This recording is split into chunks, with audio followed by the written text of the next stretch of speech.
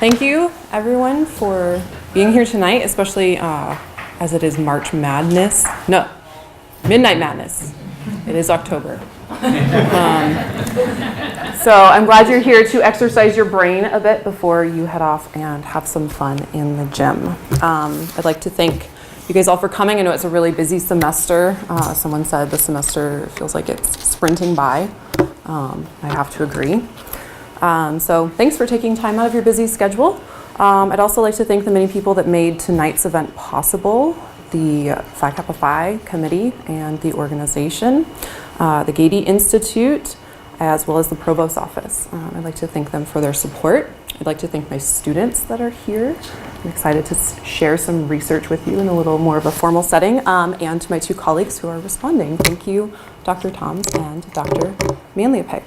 All right, I would like to get started, but my computer is not awake. So give me just a minute to turn it on yet again. So here we go. What I want to do with my time to you tonight is to start off by giving you some numbers to think about.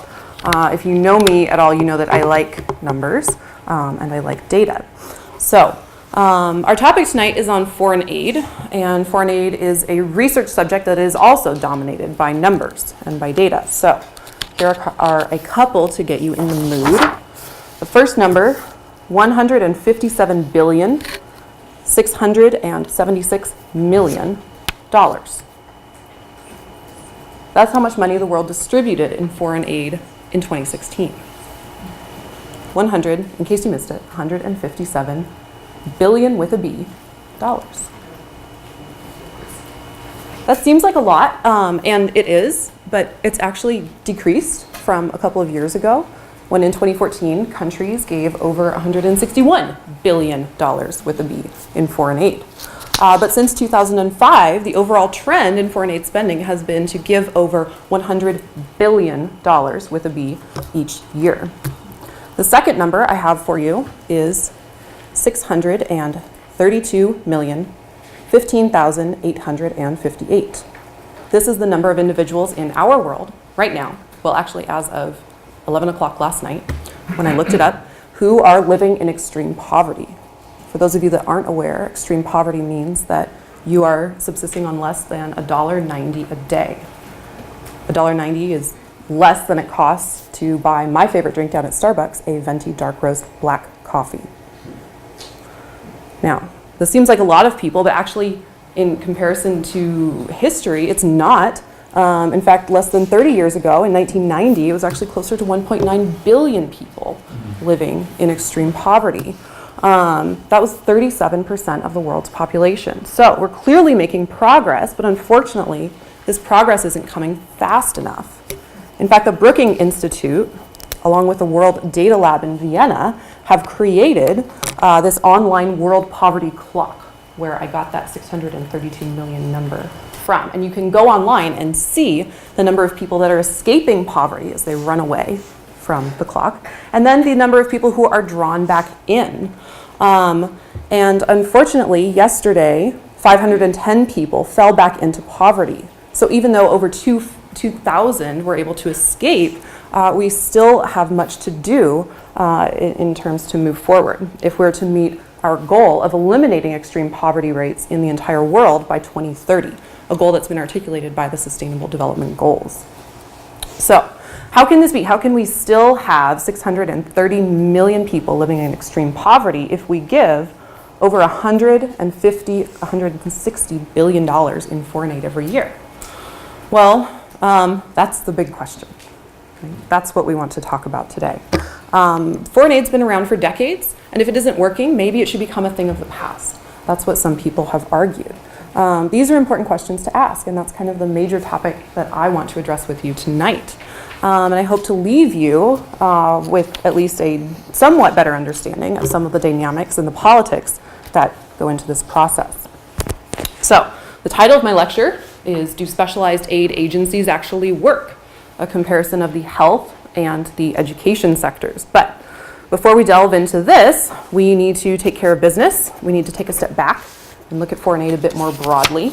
More specifically, we need to look at some definitions. What exactly does foreign aid entail? First step, we need to define foreign aid. What exactly is foreign aid? What does it entail?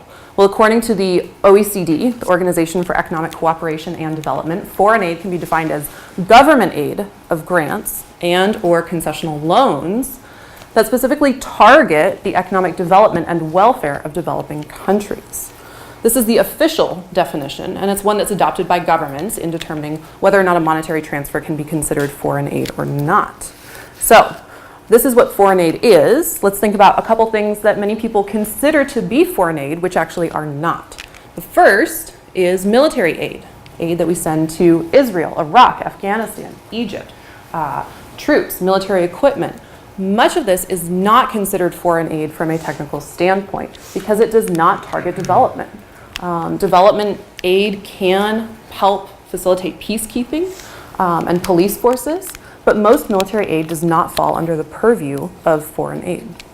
Foreign aid also does not include foreign direct investment. So for example, if Nike decides to go to Cambodia and build a factory there, that is not foreign aid, even if Nike is engaging in development activities such as job training. It does not fall under the purview of foreign aid. Finally, non-governmental organizations such as the Bill and Melinda Gates Foundation or World Vision, a major Christian foreign assistance organization, these organizations also do not fall under the purview of foreign aid. They fall outside of it. Now, I do think that there's quite a lot of research that needs to be done in regards to non-governmental organizations as they relate to foreign aid. And so I hope to come back to this kind of at the end. So as I'm talking about foreign aid and the dynamics that we're observing in the world right now, think about how they might apply to other organizations, whether they be businesses or NGOs like World Vision. All right, so we've identified what foreign aid is and what it isn't. And now we need to think about how foreign aid is given. So we're going to skip ahead here. There's two main ways in which we see foreign aid being distributed in world politics. The first is bilateral aid. This is simply when a donor state provides aid directly to a recipient. So the United States provides aid directly to Tanzania or Afghanistan or Colombia. The second way we see aid being distributed is through multilateral aid organizations. This is when multiple donors, so for instance the US, Canada, France, donate money to a multilateral agency. Examples of multilateral agencies include the UN Development Program, the Asian Development Bank, the IMF, or the Global Fund. And then these organizations pool these funds together and distribute them to recipients according to their own preferences and interests. Right? So when we're talking about foreign aid, we're talking about foreign aid as it is dispersed either bilaterally or multilaterally. The key factor differentiating foreign aid from other financial flows is that it originates from governments. It does not originate from your donations, it does not originate from businesses, it originates from governments. Right. Now, who are these donor states? Who is providing foreign aid? Well, the Organization for Economic Cooperation and Development has a list of major donors who provide foreign aid. These are known as the Development Assistance Committee donor states, and they're indicated here on the map in green. There are 30 of them, and they are mostly located within North America and Western Europe, with the exceptions being South Korea, Japan, Australia, and New Zealand. All right, so these are what we usually consider to be the major donor states. But if you've been paying attention to world politics, you know that there are quite a few other donors that are becoming increasingly active in world politics, most notably China with their Belt and Road Initiative, along with Russia, India, South Africa, and Brazil, as well as Saudi Arabia. All of these are major aid donors, or at least they're becoming of increasing prominence, but they are not members of the Development Assistance Committee. So for today's lecture, I'm talking about foreign aid, very specific, originates from governments, and it's aid that's originating from Development Assistance Committee members. All right? Okay. Now, so the next question is, where is all of this foreign aid going? If you guys are over there, feel free to shift down so you can see all the good stuff. All right. Here you can see global foreign aid spending. This is hot off the press. These are 2015-2016 spending patterns from the OECD. You can see that, let's go over here and see. Read it. We spent over $145 billion in aid between 2015 and 2016. Some of the major donors that we're sending aid to include Afghanistan, India, Vietnam, Syria, and Ethiopia. You can see the geographic breakdown of where we are sending our aid, as well as a sector breakdown. Are we providing aid for humanitarian assistance, for social services, for infrastructure? All of this information can be found online in a really great website and interface. All right, so these are some global aid trends. Let's look a little more at U.S. foreign aid spending patterns. The U.S. spent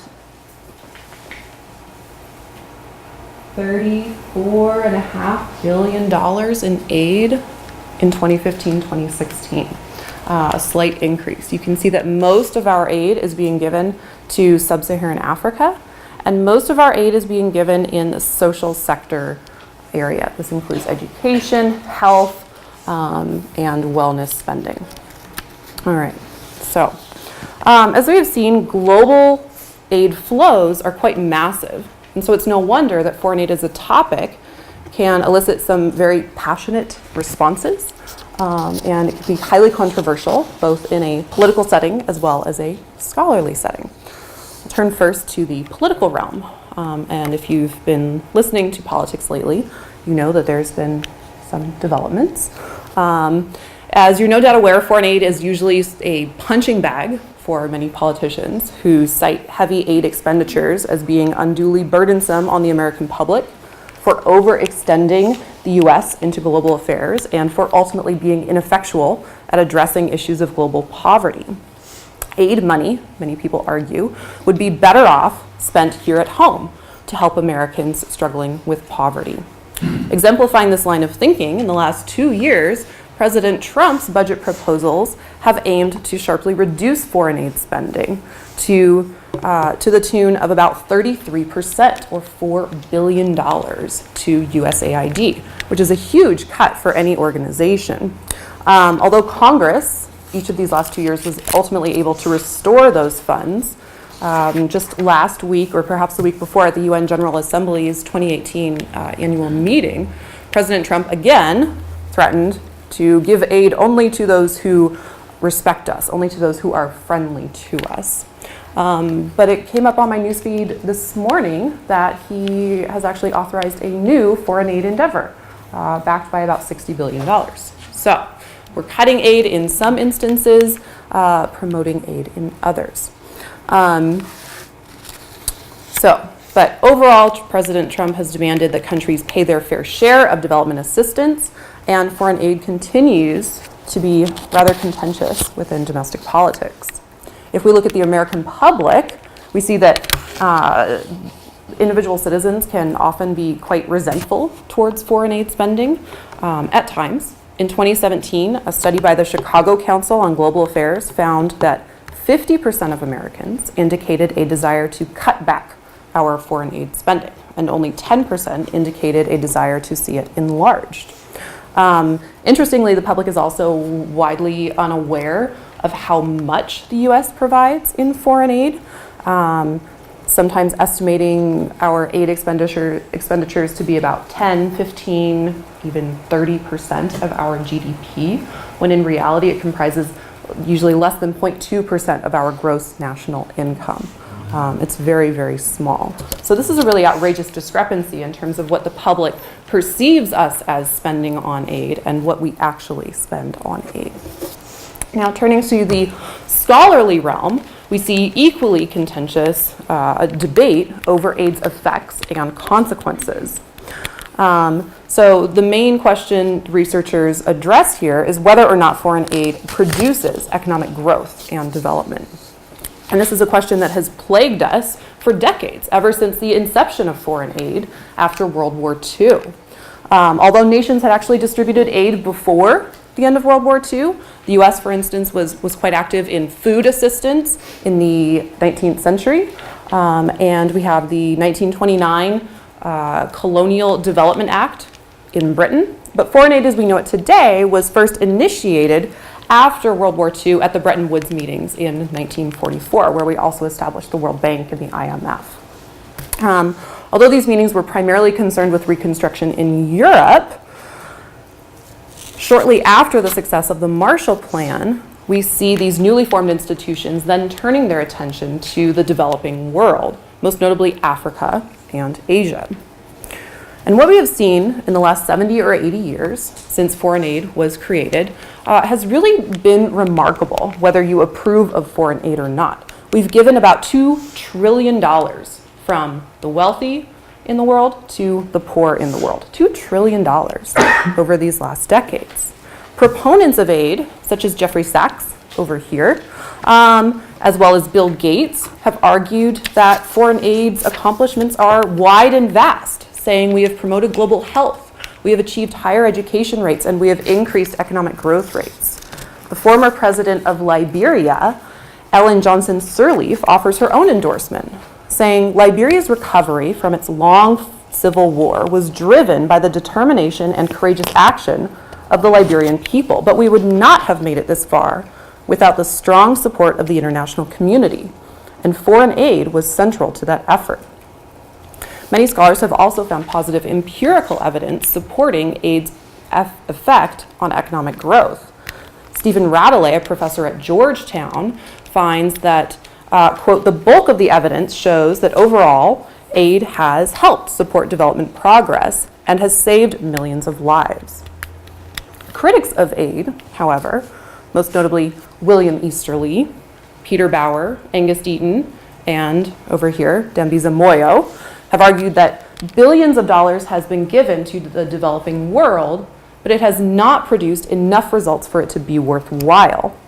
Reflecting upon this frustration, Rwanda's president, Paul Kagame, laments that while more than $300 million in aid has apparently been dispersed to our continent since 1970, there's little to show for it in terms of economic growth and human development. An even sharper criticism comes from Dambisa Moyo, an Oxford-trained economist, an author of the book Dead Aid, and a former World Bank consultant. She says, the problem is not that aid is benign, it's malignant. No longer part of the potential solution, it is part of the problem. In fact, aid is the problem. Her analysis concludes that, contrary to supporters of foreign aid, that aid is actually having a negative effect on development by distorting markets and encouraging economic inefficiencies. So, what's to be done? We have conflicting empirical evidence, and on the one hand, that is interesting, but we need to move forward. We need to move beyond this. Fortunately, one thing that the aid community has been relatively united on is their acknowledgement of a need for reform, a need to do things better. The OECD in 2000 released the Paris Declaration on Aid Effectiveness, which was the first in a series of resolutions aimed at improving aid policies. And this was followed shortly thereafter by the Accra Agenda for Action, as well as the Busan Partnership for Effective Development. Several themes were common to each of these resolutions, including ownership, alignment, harmonization, and mutual accountability, essentially encouraging donors and recipients alike to coordinate their activities and to concentrate on policies and programs that are most effective. And it's actually there that the inspiration for this study first arose. Point number 34 of the Paris Declaration urges donor countries to pursue a more effective division of labor, as such actions would make the best use of a donor's comparative advantage, would help reduce transaction costs, and also increase complementarity among donors. In other words, donors were urged to specialize, much as most firms and businesses are urged to specialize in order to help with foreign aid effectiveness. So in the rest of my time with you tonight, I'd like to examine this issue of aid specialization as it relates to the broader issue of aid effectiveness. And I'd like to hopefully answer a series of questions. What is specialization and why is it important? Have we as donors specialized as the international community is urging us to do so? If so, when, where, and how? And finally, is this specialization actually working as we anticipate it will? And then to conclude, I want to apply the insights that we get from this analysis to non-governmental organizations, such as World Vision and others. All right, so to my first question, what is specialization and why is it important? Well, I'd like to tell you a story. The story begins in Tanzania, which in 1990 had an average income of $200 per person per year. $200. The average life expectancy was 50 years. Primary school enrollment was less than 60%, and out of every 1,000 children born, 166 of them would die before the age of 5. But in the early 1990s, Tanzania made some changes. They shifted from a one-party system to a multi-party system. They held their first sort of competitive elections in 1995. And these political reforms, along with increasing respect on the government's part for political freedom and civil liberties, as well as structural adjustment policies advocated by international institutions, made Tanzania an ideal candidate for aid, to be an aid recipient. And actually, according to a scholar working at the UN, Tanzania became the second largest aid recipient in sub-Saharan Africa, receiving about $27 billion in that period, from 1990 to 2010. And it seems that the effort paid off nicely. In 2016, average per capita income had increased to $900 per person. The average life expectancy was over 65 years. Enrollment in primary school had increased to over 80%, and infant mortality had dropped by 66%, with only 56 kids dying before their 5th birthday. Tanzania, it seems, was a clear success story for foreign aid. And yet the ramifications of being a quote-unquote aid darling like this were actually beginning to take a toll. In 2004, a World Development Report stated that Tanzania, at any given point in time, had over 80 official aid agencies operating within its borders. Tanzania is probably a little bigger than the state of California. 80 official aid agencies, and they were overseeing over 7,000 different aid projects. This required Tanzanian government officials to receive over 1,000 delegations and complete over 2,000 project reports in that time period. Adam Smith, our classic champion of comparative advantage, would surely disapprove of such an inefficient enterprise. Now, let's think about the consequences of this for the Tanzanian government, as well as for the donor agencies that are operating within its borders. So, for the Tanzanian government, there's 3 main effects that we need to consider. The first is that a huge proliferation of agencies and projects within Tanzania places an undue burden on the bureaucracy, whose efforts now have to be redirected from local development to complying with and satisfying aid donors. This is likely to be intensified in countries that are poorer and less efficient than Tanzania is. A second effect is that a lack of coordination among aid donors can lead to haphazard development, with agencies implementing projects on a random basis, being eager to, quote-unquote, stake their claim in the development process. This confused approach and a lack of unification can be very harmful, as it's not taking place in the context of a longer-term development plan. The consequences of this are schools with no textbooks or teachers, and roads that quickly deteriorate as there's no budget for maintenance. A third consequence we have to consider is brain drain. Brain drain occurs as, with all these agencies operating within a single government, they're likely to draw away the most talented and knowledgeable of those local officials that could be and should be working for the government. Agencies can often offer higher compensation packages and greater upward mobility for their careers. And so the bureaucracy suffers as their best and brightest tend to simply fade away. All right, so what about the consequences for the donor agency, for agency effectiveness? Well, again, there are 3. The first is inefficiency. If there are 80 aid donors operating in Tanzania, there is likely to be duplication. So, the simple fact that you are not specializing is going to lead to inefficiency. A second effect that's related has to do with staff knowledge and efficiency and learning. If a donor has to fund multiple countries, multiple sectors within that country, and then multiple projects within each of those sectors, the managerial requirements of this can quickly become simply impossible.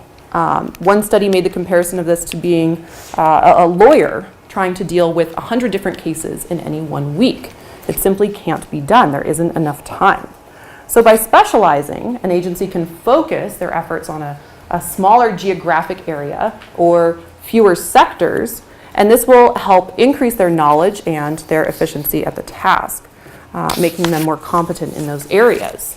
In fact, a study in Burkina Faso by Professors Axel Dreher and Katharina Michaeloa in 2010 found that government officials within recipient countries actually prefer donors with greater levels of expertise and knowledge, regardless of how much aid they are spending. So if you are knowledgeable in a specific area, even if you're providing less money, recipient governments are more interested in working with you. The third and final effect of proliferation for donor agencies is that it's going to reduce each agency's stake in development in the country. Think of this as a collective action problem. The more agencies operating within a single country, the less interest they have and the fewer the consequences are should that development fail. All right, so given the potential harm that can come from fragmented aid, it's no wonder that agencies have been urged to specialize. As articulated in the Paris Declaration, excessive fragmentation at a global country or sector level ultimately impairs aid effectiveness. Now, there are 3 ways we can address this. We can address it by enticing coordination among donor agencies, encouraging donor agencies to work together, which really hasn't worked very well. The second is to create new, specialized international organizations that are devoted to either a single country or a single sector. And we have actually seen that quite a bit. The Swedish International Development Agency, for instance, decided to limit their recipients. They cut them by 50% in order to comply with this policy. Australia and Japan also limited their geographic range of their aid programs, and the EU began demanding that EU donors limit their number of sector activities in each recipient to only 3. You can only be involved in 3 sectors per recipient country. And then in 2000, we see an interesting development in terms of new specialized aid agencies being founded in order to address the lack of progress that's been made, specifically as it relates to health and the environment. So we see a proliferation of agencies, including the Global Alliance for Vaccines and Immunizations, the Global Fund Against AIDS, Tuberculosis, and Malaria. We have the Global Environmental Facility, the Nordic Development Fund, and the Global Green Growth Initiative, to name a few. So rather than working within existing agencies, we see the creation of new agencies that specialize in specific sectors. So despite this interesting and overwhelming response, to some extent, there's very little systematic evidence in terms of whether or not specialization is actually occurring over time. In fact, if we look at donor activity for both bilateral agencies and multilateral agencies, we still see high levels of aid proliferation. Bilateral donors contribute to an average of 20 different sectors and to over 88 different recipients. And multilateral agencies are not much better, contributing to an average of 60 different recipients and 5 sectors. So we can see over time, this is from 2000 to 2012, we really have not made much progress, despite repeated calls by the international community for agencies to specialize. So, again, the benefits of specialization are to provide more aid to each target, to reduce transaction costs among donor agencies, and to decrease repetition so that you increase your efficiency. At the same time, the recipients will benefit from a diminished administrative burden, more knowledgeable programs being implemented by better donor agencies, and a higher level of accountability for each donor. So, this leads me to my main hypothesis, which is that aid from agencies with higher levels of specialization should ultimately be more effective at promoting development compared to aid from agencies with lower levels of specialization. All right, so let's get into the analysis. My research question is, does specialization actually promote development? And I examine this in two different sector areas, health and education. There are a couple good reasons to combine these sectors. First, they both entail short and long-term goals. Education has short-term goals of enrollment. Health has short-term goals of immunization rates, getting people vaccinated. But we also have long-term goals. In the health industry or the health sector, we want to promote long life. In the education industry, we want to promote literacy and creating a good, smart, innovative job force for the future. Second, each of these sectors is strongly correlated to other development indicators like economic growth and democratic governance, both of which are good for global prosperity and stability. We know that poorer countries and less healthy countries are more likely to go to war, harbor terrorists, and be autocratic compared to their counterparts. Finally, it's also good to compare these two agencies because they've both received a relatively similar amount of foreign aid over the past few decades. But while we have seen quite a bit of specialization within the health sector, the education sector, interestingly, has really not received that much attention. So we have a good comparison between two very similar sectors, one of which has experienced specialization, the other which has not. So the first sector I'm going to examine is global health. You would think that global health should be a priority of aid agencies. It's been a priority throughout history. It actually hasn't. We've seen quite a bit of vacillation over the last few decades. If we look at the global community's approach to malaria and its prioritization of that disease, we can see these differences. In 1995, we have the establishment of the Global Malaria Education Program from the World Health Organization. And this was widely successful. It eradicated malaria in about 37 different countries. But along with this eradication, we also see a lack of interest in developed countries as they moved forward. And so funding for this organization actually dried up in the late 1960s. And so for the 70s, 80s, and 90s, we see almost no activity related to malaria from multilateral or bilateral aid donors. All of this is being done through international organizations. In the 1990s and 2000s, we see the international community coming back to this problem and these issues.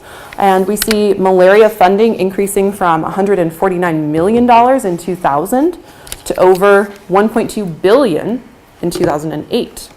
And this has ultimately had a really profound effect on the eradication of malaria. 49% of households in sub-Saharan Africa now have insecticide-treated bed nets, whereas only 3% had them about a decade and a half ago.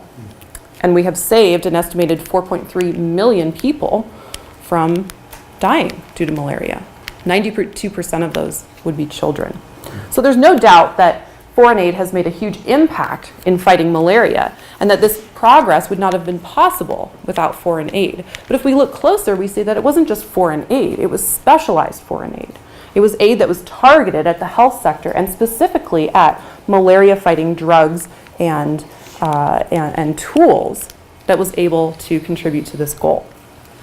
Now, if we look at my analysis, so what I do in my research is I want to look at the policies and spending patterns of the donor agency.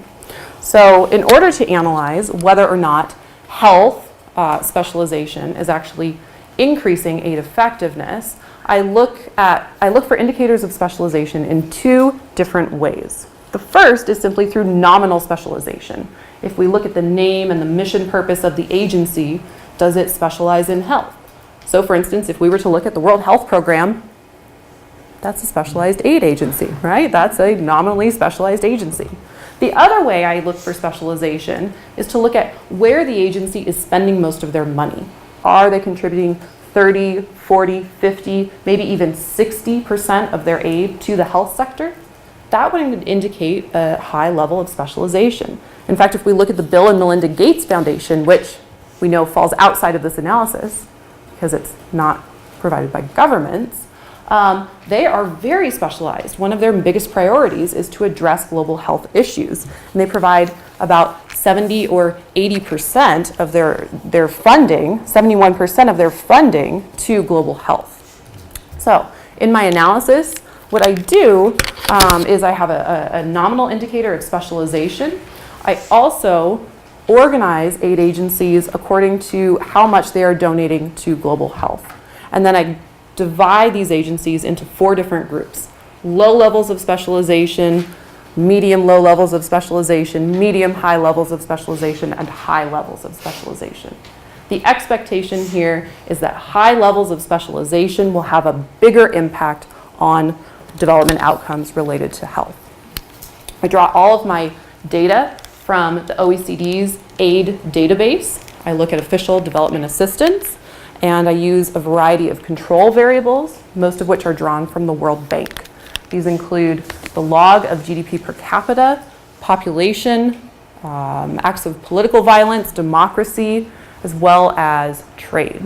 And to analyze this, I use OLS, simple regression, but I use country fixed effects as well as standard errors that are clustered on country. If you're interested in the analysis, I can give you a few more details a little later. But let's go to the results. Now, we'll see that average spending on the health sector is pretty small. Multilateral donors generally do a better job, devoting about 14% of their aid to health, whereas DAC donors are distributing about less than 6% of their aid towards global health. And we can see that over time, where multilateral spending on global health is increasing and bilateral spending on health has remained relatively stable since about the 1990s. All right, now looking at my results, again, if you're over there, you might have to lean. I find support for my evidence as it relates to global health outcomes. The first 3 columns here examine life expectancy, nominal levels of specialization, agencies that are nominally specialized, like the World Health Organization, Gavi, the Global Fund. All of these agencies, when they provide aid, we see life expectancy increasing. It has a positive effect on life expectancy. This is the same when we look at child mortality rates. Agencies that are nominally specialized produce a decrease in child mortality rates. Fewer children are dying from aid given by these agencies. When I look at my kind of 4 groups that I create, remember the low agency specialization, medium low, medium high, high, I don't find as much support. I actually find very little support for this expectation. So the best measure of specialization that my research provides support for is that of nominal specialization. And we see a similar result here if we look at the prevalence of HIV and AIDS, mostly in sub-Saharan Africa. Nominal specialization is decreasing the prevalence of AIDS. And here, my specialization groups, my 4 groups, are actually working, with agencies providing providing more of their aid towards the health sector as having a diminishing effect, diminishing the prevalence of AIDS in these countries. All right, so this is important, and this is even more important when we go and we look at how much these agencies are actually spending. Remember, we're spending about $160 billion in foreign aid each year, but these agencies are only spending about $2 billion, much less than 2% of the global aid budget. This means that with that $2 billion, they're able to have a really positive impact in terms of promoting development results. So very little money comparatively, but potentially a bigger bang for your buck. I'd like to turn now to my analysis as it relates to education, or we can look at the lack of specialization within the education sector. Most donor governments have really not made an effort to devote more money towards education. And education is a really sticky issue to try to overcome. We've made a significant amount of progress, but we also have much that needs to be done. Enrollment rates are over 90%, higher than they have ever been throughout history. but we still have 265 million children around the world that are not in school. Half of these children live in sub-Saharan Africa, and many of them in conflict-related zones. Equally as concerning is the quality of education that's being provided to these children, as about an estimated 617 million of them, even if they are enrolled in school, they cannot pass adequate math and literacy tests. So we need to address not only enrolling children in school, but providing them with a quality education. Similar to my analysis of the health sector, I look for nominal levels of specialization in the education sector, only to find that there are not any. So I resort to my 4 groups of specialization by agency spending and look at 3 levels of enrollment: primary school enrollment, secondary school enrollment, and enrollment in tertiary school. And I don't find much, so we don't need to spend much time on here.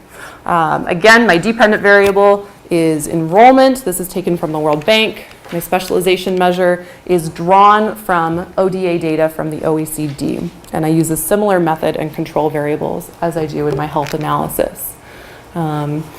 Interestingly, if we look here before we get to the results, education aid from non-DAC donors is a whopping 21%. Significantly higher than that provided by DAC donors, which is down at 10%, and that from multilateral aid donors, which is only about 8%.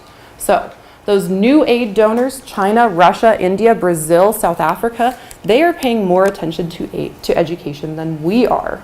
So maybe we should take a lesson from them. All right, if we look at education spending over time, we really haven't seen a whole lot of change. It's remaining relatively stable at the 10-12% level. All right, here are my results. Again, it's not working. But it's not working not because specialization isn't working. Specialization isn't present here. So even if we try to find some level of specialization among these aid agencies, it simply doesn't exist. So even though I'm not finding a positive result, you can argue the result isn't there because there is no specialization to begin with. Right. Now, so what have we found? We found that specialization within the health sector does work, and we find positive support for this. I also find positive support for this in terms of immunization rates, as well as child mortality, infant mortality, and life expectancy, which I presented here.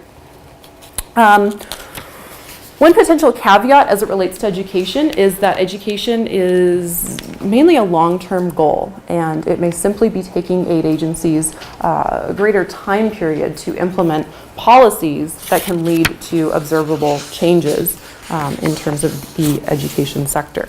So what does this mean? This means that aid, if it is properly managed, can have a very significant contribution to global development.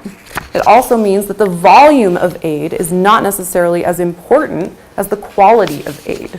We can get a lot more done if we are simply more efficient and more thoughtful at how our aid monies are spent. But there are a few reasons that we need to be cautious. One is that too much specialization among agencies could potentially be bad. Think of this as a monopoly within a single recipient country.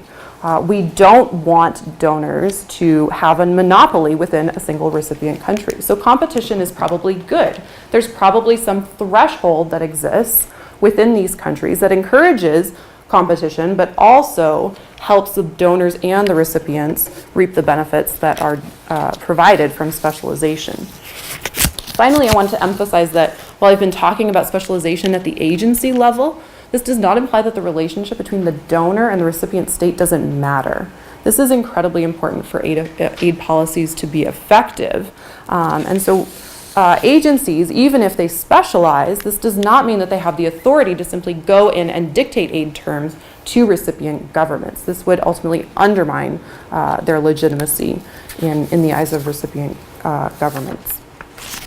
All right, so let's turn very briefly to implications beyond these aid agencies. In just a few weeks, at my son's preschool, I'll be asked to fill a shoebox with clothing, toiletries, and toys and to ship it off to a child somewhere in need. A little closer to home, every spring, many of you are involved in Potter's Clay, where you go down to Mexico and you help in the local community, either by building a structure, engaging in educational activities, or even simply playing soccer. Now, many of these NGO organizations or non-governmental organizations are just as large and important as some major donor countries. World Vision, for instance, had spent about $855 million, placing it roughly on the same level as Finland in terms of how much money they are contributing. So even though these NGOs are not within the normal analysis of foreign aid, they're important to consider nonetheless.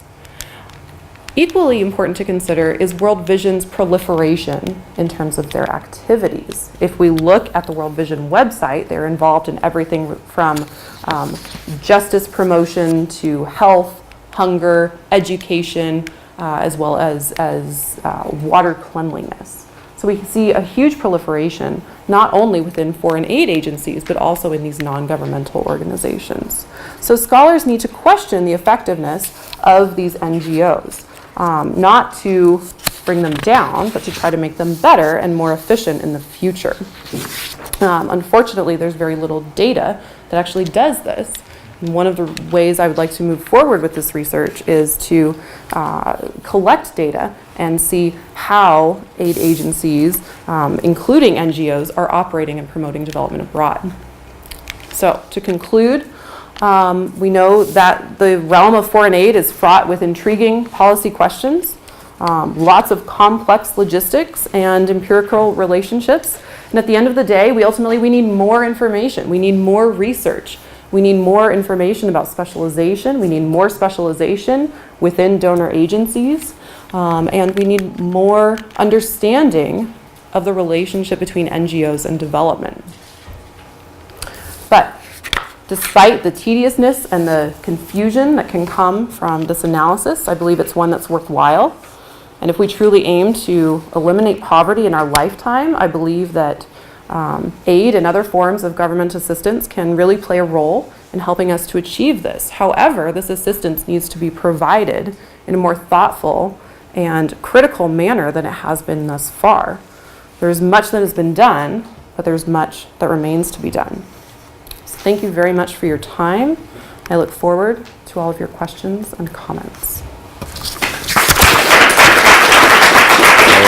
Both now, and then they will each come and give their analyses without further interruption. Professor Enrico Manlapig is now in his 5th year with the Economics and Business Department at Westmont. He did his doctoral work at Columbia University and specializes in corporate finance, operations research, econometrics, and game theory. This year, Enrico launched what he calls the Decision Lab, as a way for students to interact with and support local nonprofits as they make strategic decisions. For those interested, you can ask him about part of his Ph.D. dissertation, in which he developed a new graph-based methodology for testing speed dating preference hypotheses. Our second respondent is Dr. Cynthia Toms, who is an associate professor of kinesiology and directs our Global Studies program. She currently has a USDA grant to examine food security in Santa Barbara County. Pepperdine Press just published her book, Understanding World Christianity in Eastern Africa. Prior to coming to Westmont, she trained and worked at the U.S. Olympic Training Center in Colorado Springs, and her entire family just qualified for a competitive triathlon. What is the name of that triathlon? It's just the national championship for age groupers. I don't want to tell you the age group, but I didn't qualify. Great. So, Professor Manlapig, please. Thank you. Thank you. Thanks for coming out. And thanks for a great talk. Full disclosure, I'm not a development economist. I'm what I like to think of as a garden variety micro-theorist. I do dabble in econometric methods on the theoretical side. So I'm a theorist. So a lot of my comments are actually closer to the theory than they will be to the empirics. Although I do have some comments about empirics as well. I'm new to the literature on aid, and I really appreciated, especially the talk today, I really appreciate all the definitions, illuminating kind of the landscape. I found that really, really helpful. It's an area that I'm loosely familiar with because Columbia is a really big feeder into the development world. I think we feed more graduate students to the United Nations than any other. So I have a lot of friends in aid, but I don't myself know a whole lot about it. So this was really, really helpful. From what I understand, the purpose and the main contribution of this paper is to connect, hopefully causally, specialization to the effectiveness of aid. Right? This is the main thrust of the paper. The hypothesis is more specialization should imply more effectiveness. Right? The main argument. Now, I don't take any issue with the appropriateness or that this hypothesis is interesting. For sure it is interesting. I don't doubt that it is important and that the implications of this are broad and meaningful from a public policy and from a world development sort of perspective. I think it's really important. I do have some questions, and again, I may be revealing my ignorance, but as a general purpose microtheorist, I do have some questions about the hypothesis. In particular, how it's constructed. The argument for specialization creating effectiveness rests upon this idea that more specialization produces more aid for the recipients, right? On a per recipient basis, if I have more recipients, they will each receive more aid. Mathematically, that's not true. That doesn't need to be the case. That's a sufficient condition, but it's not necessary. On the contrary, that would be an interesting result, I think. I don't think it would be a premise for the hypothesis or a sound foundation for the hypothesis, but I think it would be an interesting testable restriction of the hypothesis. Can you say that organizations which are more specialized indeed provide more aid on an individual per recipient basis? I'm not sure that follows immediately. The second thing I kind of take issue with is the presumption of more specialization leading to more effectiveness rests on the idea that experience is a stock, right? With more specialization, I have more experience which I can divert to the recipient. Again, as a general purpose economist, we normally think of experience as technology. It's not a resource, it's not a stock. It is what converts time and energy into effectiveness, right? It's part of the machine that converts inputs into outputs. It's technology. So when you say that expertise produces more effectiveness, I think about it more as changing the relationship between costs and benefits. I'm not sure it's a stock which can be traded, or something which can be distributed in the way that supports this hypothesis. That's again my read on it. Let's see. I think, though, that's not to say that I don't think both of these are relevant measures. I think they are. I think per recipient aid metric is useful, and I think it's an appropriate number, but I don't think it's appropriate necessarily for generating this hypothesis. I think it has another use, and I'll get to that in a second. I think of, and so in your comments you mentioned Adam Smith as talking about focusing on specialization as being availing of comparative advantage, right?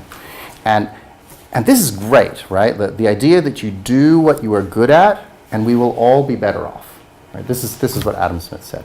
Now, the magic of specialization is unlocked when you connect specialization with trade, right? When specialization, you do what you are good at and you can trade with someone else who is doing what they are good at.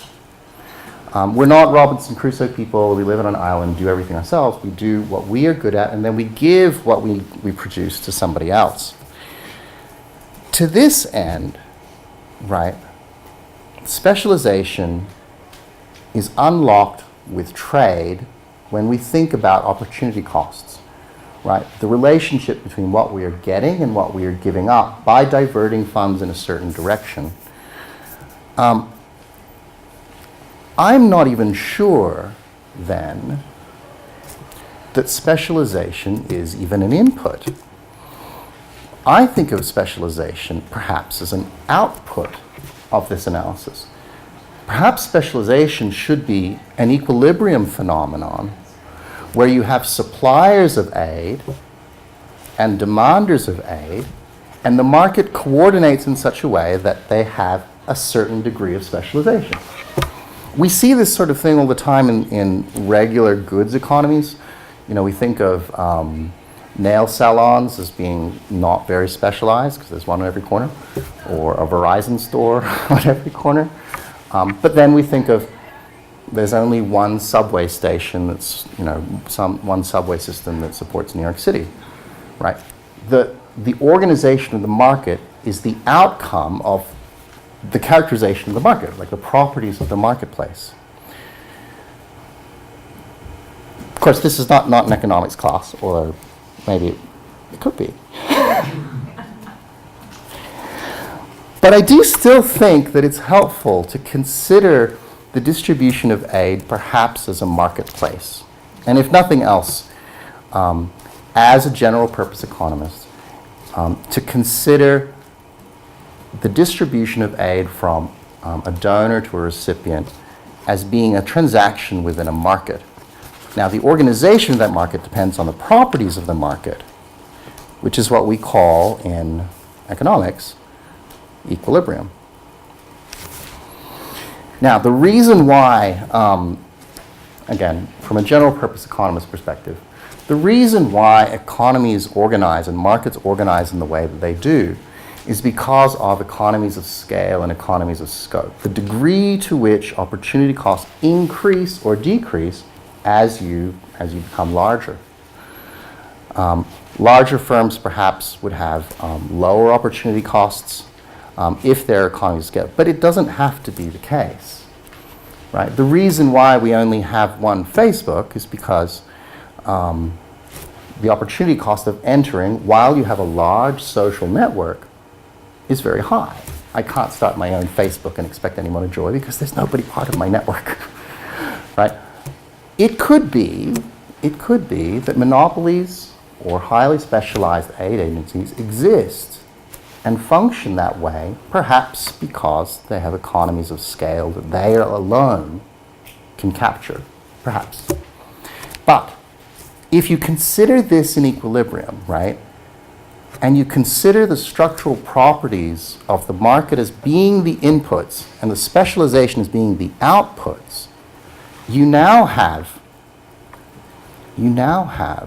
a metric which will allow you to identify that equilibrium. That being per recipient aid. That's the same thing as what we call in economics as long-run average total cost, right? On a per unit basis, what does it cost? On a per recipient basis, what does it cost? This becomes an instrument from instrumental variables or two-stage least squares. This becomes an instrument of identifying how the market organized itself in equilibrium. This leads me to kind of my more kind of methodological comment. I wonder if there are alternative models, structural models for how you consider it.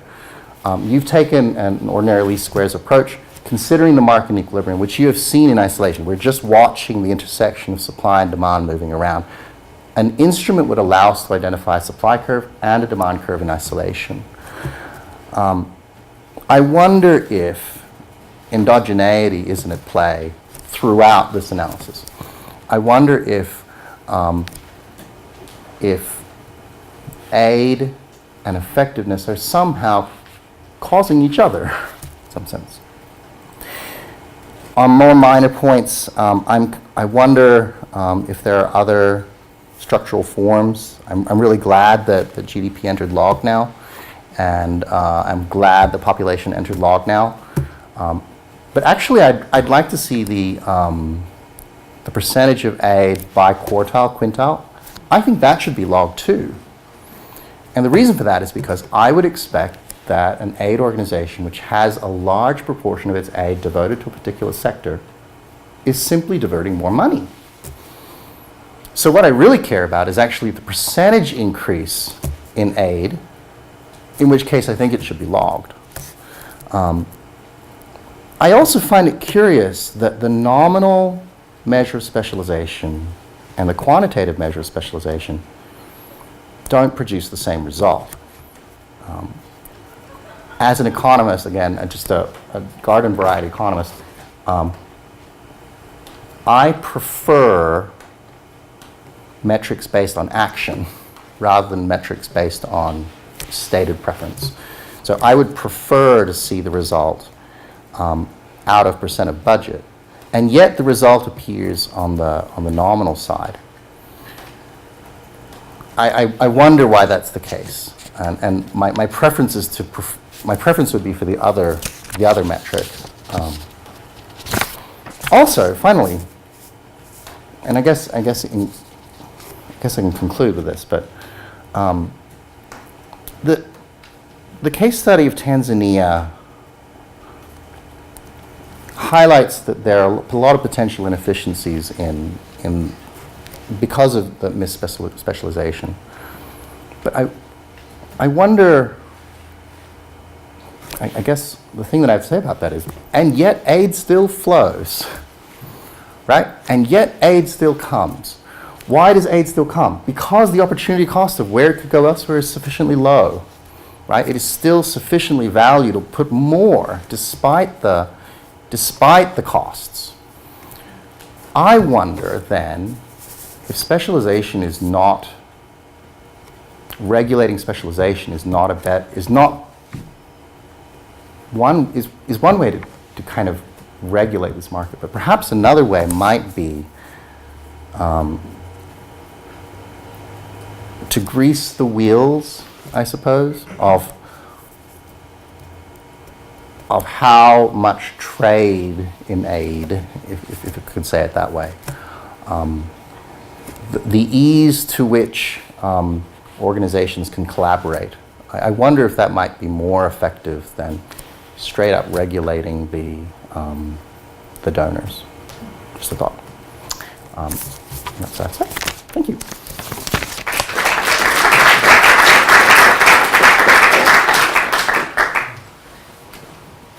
Little time clock here.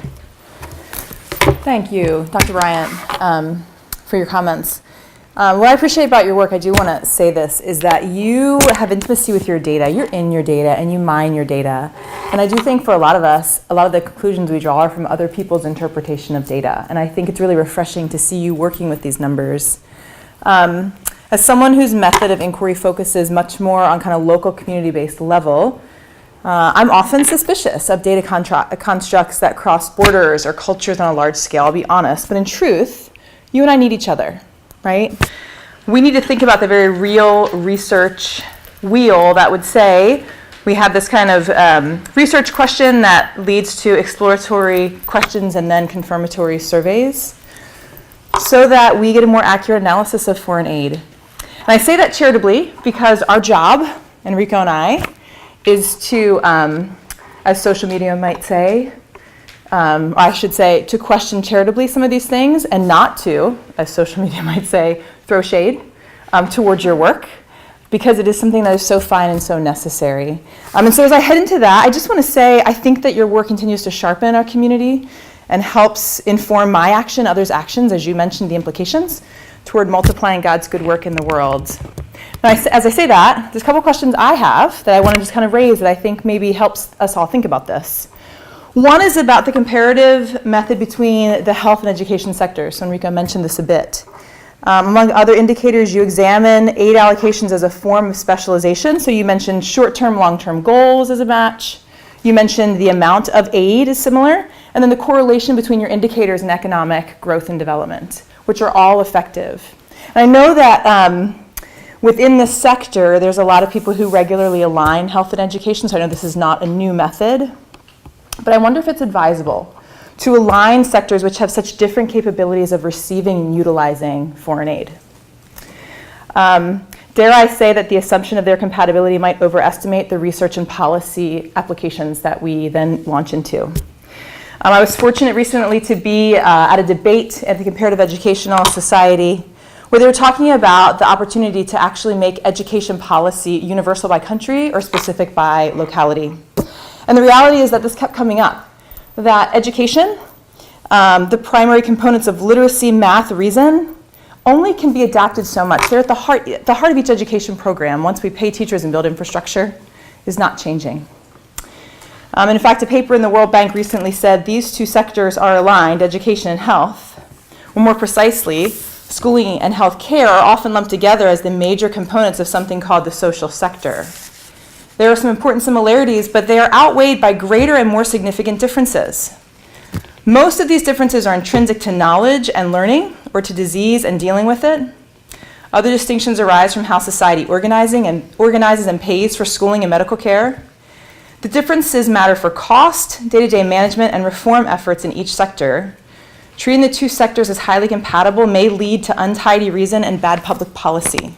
And so I think this is an internal debate going on, because I think this is something that we have indicators for, and we want to make these applications, but I wonder about the method of this comparative assessment. Perhaps the question should revolve around specificity of access in some regions who can access education. Again, once schools are built, teachers and students receive incentives. One would not change the basis of educational outcomes in any core way that you might see in the health sector. So for example, to adapt an endemic infectious disease or a cultural practice that might endanger someone's health is something you'd see in the health sector. You wouldn't necessarily see those same implications in the education sector. To trot out this specific example, take women. Initiatives within the health sector have more closely focused on the health care of women and children to advance overall community outcomes. Many of you have heard the term WASH, water, sanitation, hygiene, focusing specifically on women because recognizing that with that international development sector, it then has far-reaching implications to other sectors. So focus again solely on women. So not only is it difficult to align the two sectors for comparative purposes, it might suggest that education sector does not require further specialization within the aid industry. Maybe it's not possible, and that's why we're not seeing the numbers. Whereas in the health sector, when we see this happen, we see really great outcomes, particularly when we relate it to gender and other specialized programs. So that's my one question. Now, I'm not going to say I was going to say something about the feasibility of your premise. More agencies, more sectors are less efficient. Less agencies, less sectors, more efficient. Insert Enrico's very particular analysis of this. And recognizing that's rational. These things are not proven exactly in all sectors, so that to me seems rational.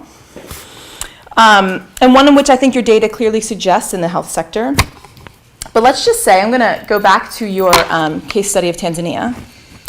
What if multilateral donors demonstrate a sense of collaboration and cohesion around similar goals like the Sustainable Development Goals?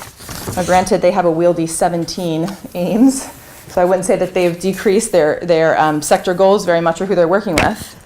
But what if that approach speaks to a particular country's context? In the particular case of Tanzania, in the early 1990s, which is the case that we used, the history and context is of the utmost importance. The study comes at the time of history when Julius Nyerere was one of the very first. He was the first president in post-colonial times. He ruled for more than 20 years. And during that time, although many people say that that push toward a more socialist perspective, what he brought to the people was something called ujamaa, which really is interpreted as familyhood. And it was this sense of unity. And he became lauded throughout the continent as someone who was a unifying force for social justice. And even though the economy at the end of that was much worse than Uganda at times and Kenya overall, it still was something that came from a top-down message that ujamaa was family, that we are unified. And so the question that I would have is that in this situation, specialized aid agencies, perhaps if there had been a reduction in donor countries or a movement to reduce the multilateral agencies, may well have been met with resistance at the benefactor-participant level. It may have been seen as a form of soft power diplomacy. That is the ability to attract and co-opt, rather than by coercion, which is oftentimes hard power using force or money to persuade, but this idea that it's a quiet, slow co-opting. That may have been seen as an attempt to thwart the successful promotion of nation-state development that was so important in this post-colonial context. I mean, at this point, colonial rule had only seen one ruler and one generation of people from the outside coming in trying to break apart their unity. And so coming in with multiple approaches and a cohesion may have changed the success and ability in Tanzania at that time. And the problem, as we know, with this kind of research, there's no counterfactual. Right? We talk about Rwanda, and I hear Kagame's quote, and the reality is that the influx of funding that happened post-genocide in Rwanda, most people think was a game changer. And even though there are negative, unintended consequences from that, what would the counterfactual have been if the world continued to have a back turn for Rwanda in a post-genocide context, as well as a genocide? And so I asked that question with Tanzania. What if we had taken a different approach? Maybe it wouldn't have been successful at all. Lastly, I want to just bring up this question of relationship. So simply to ask about other relationships in this equation, we're talking right now about how X affects Y, how foreign aid specialization affects GDP or overall development growth. I'm going to, just for fun, bring in Z. In other words, what about other factors that might be examined in this situation? I'm just going to have fun with this a little bit. You got to bring in the Global Development Fund. So I just wanted to say a word or two about what about something like microfinance. Now I know that doesn't qualify as foreign aid, but it's a hot topic. I think we just had to talk about it last night. What about the idea of microfinance, which was the ultimate specialization in the finance sector? Did it work? We used to think yes, and a lot of people still would say yes. But newest critiques in microfinance say it doesn't work. It's not working. When you think about microfinance, it was one time described as like the win-win. It's the solution. We are taking things to the single level. But the greatest critique has been that their inability to scale up successes or gains from specializations, because you can't tax individuals. It doesn't build healthy infrastructure. There's no taxable markets that are emergent. It doesn't change the equilibrium, to use some of my colleagues' terminology. Overall economic development, since the funding is limited to one business owner, draws consumers from other business owners, but there's no overall GDP gain, and there's very little small loan into a community, which is a bummer, because we worked in microfinance for a while, long before some of these critiques came out. It doesn't mean that that's not valid, but it's to say it's not the only answer. And so I asked that to say that's a very specialized sector. Again, it's not foreign aid, but what do we have to learn from that? What does Z have to say to us? I think about this in the context of implications that you just mentioned. I think the thing that your research brings the most to me, and I hope to our community at the end of this day and as you continue to work, is that it has the opportunity to speak to us in a post-development context. Let me just say a word about that. I think we've been living for a long time in a post-development world where we've been critiquing development for so long that we are paralyzed. And for many people, there's almost a depression that follows, when it feels that many of the things that we do with intentions to do well turn out with negative intentions. And the development world every few years learns a new principle by which we can live by and improve. And so what I love about your work is that in a world where critique of development and the fear of inducing harm and unintended consequences, and really fear about, do we have missions that are culture cleansing to where we go?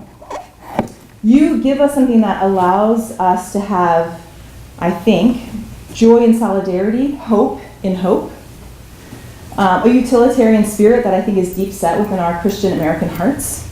I think that there is something that we can look at this and say, these are some things we know are working. How do we now think more deeply upon those and then apply them? I love your approach because it borders on what some in the field, again, have called a post-development framework because it focuses on the strength of local knowledge and focused approaches after deep listening and use the word understanding. And I think that's one of the most important things. In a talk given by Steve Haas on our campus about 2 years ago, he started his talk by asking this simple question: who will win the hearts and minds of the Syrian refugees now fleeing violence in their home country? The one who feeds them, that's who. The one who clothes them. The one who cares for their deepest needs, that's who. And for this reason, I just wanted to end in saying that I think your work ultimately demonstrates this understanding. And what happens when we listen deeply to community voices and the cry of hearts in a very particular socio-political and socio-cultural location and context.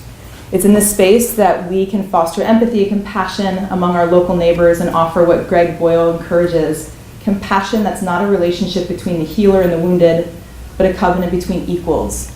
And I like that some of your work is working toward how do we have a better understanding and do that. So that's all I have.